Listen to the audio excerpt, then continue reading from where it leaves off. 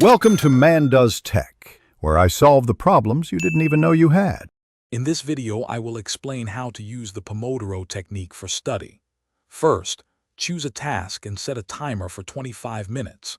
During this time, focus intensely on your work without distractions. When the timer rings, mark 1 Pomodoro completed.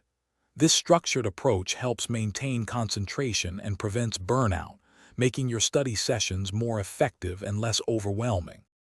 To begin, select a single specific task you want to complete during your study session. This could be reading a chapter or solving a set of problems.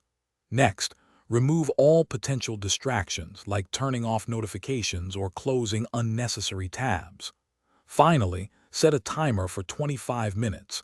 A simple kitchen timer or a dedicated app works perfectly.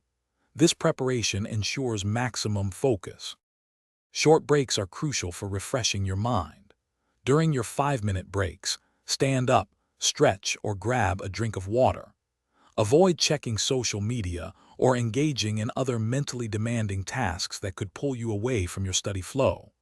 After completing 4 25-minute work intervals, take a longer break of 15 to 30 minutes to fully recharge before starting a new set of Pomodoros. To truly maximize your productivity, take a moment after each long break to review your progress and plan your next steps. This helps you stay organized and motivated.